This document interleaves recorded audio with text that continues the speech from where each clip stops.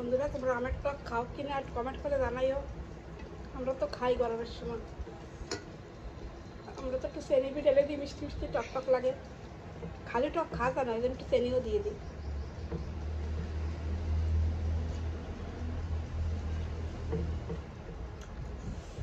খুব ভালো লাগতেছে।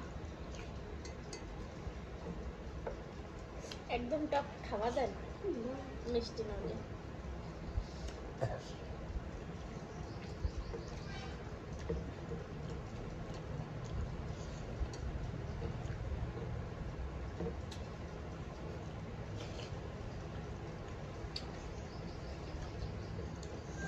আমাদের অ্যানিভার্সারি একটু বন্ধ করতে গেছে, একটু বিস্কুট দিই।